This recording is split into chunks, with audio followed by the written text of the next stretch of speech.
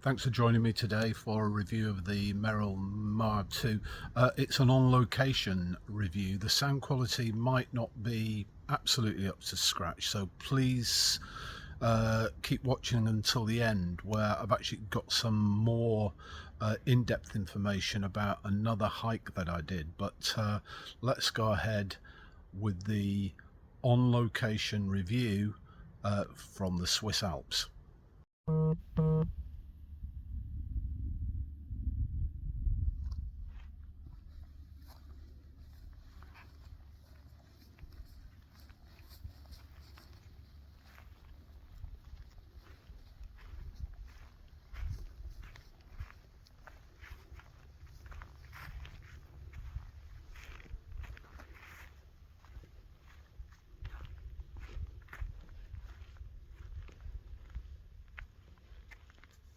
Thanks for joining me today in the Swiss Alps for this review of the Merrell Moab 2. And how is it? Well, the opening shot was of the Eiger Monken Jungfrau. I wouldn't entertain going up there, not even onto the glacier. For this sort of terrain, where we've got grassy areas, we've got rocky areas, we had some steep areas further up, and I would say it's at its limit with these boots. The good things are they've got plenty of grip from the sole.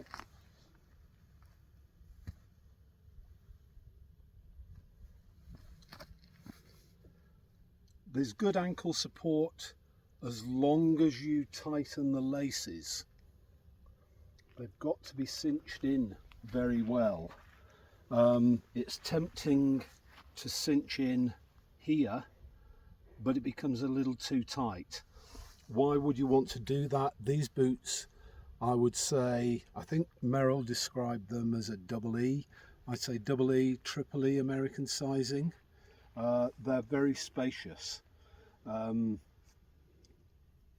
I'm usually a double E fit, and there's plenty of room in these. I've been walking about 3 hours now. Nothing tired from the feet. They're not getting too hot, and it is a hot day. It's about 27 degrees C up here. Very comfortable. What are the downsides? Just another positive, compared with a lot of trail running shoes as opposed to trail shoes. I'm talking about the Hoka type style. There's a lot of rebound, which may be good for their purpose, but it would just be too much and too tiring for me as it reverberates through to my, as you can see, weak knees. With these, there's a little bit of rebound to help recovery, but it's not too much. They've got the formula just right.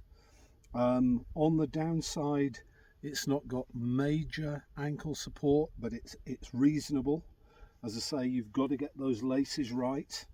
There's a little bit of not so much rubbing as on steep descents, and we've had a few here of digging into the ankle, but nothing major. I think on a 10-hour hike you might have to think about different socks, or maybe some sort of plasters or moleskin. The laces are really good. They're not coming undone. They're a good sort of roundish lace, but with the qualities of flat lace. They do tighten very well. It's got just the one pair of speed hooks, and that's sufficient for this sort of a boot. It's not too high. Would I use it for Scotland? Scotland's very rough, very wet. You get very thick heather, peat bogs, and then you've got very steep, loose, rocky areas. No, these would not be good enough for there. So what is the ideal terrain? Where I am now, on a grassy Swiss Alp, or if you're in the UK, something like the South Downs. Thank you very much, and join me next time. I felt the walk that you've just seen went really well. I said that these boots are probably at their limit. A couple of days later, I took them beyond that. We did a walk. It was a 2,750 feet walk directly uphill through a forest. It was a deciduous forest. It was brutally steep all the way. There was just no let up. As you might imagine, in a forest, that it was not just rocky ground. Forests tend to not see the sun, so there was wet ground, lots of roots, and going uphill. Could not fault these boots. Coming downhill, slightly different story, and I think I probably took them beyond what they are designed for. As I hinted in the previous section up on the sunny Alp, this area cinches in, and what I was finding going downhill, and it really was steep, is the foot was moving within the boot. I know people will say, oh well, the boots are too big, they're not fitting.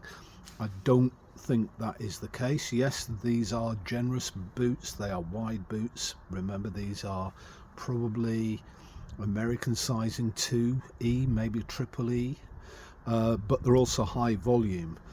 But it was just so steep coming down that I found that I was having to really cinch in these laces. I've since then adjusted them back to something more like normality. I don't particularly like how it looks here, but it was very, very much more cinched in than that.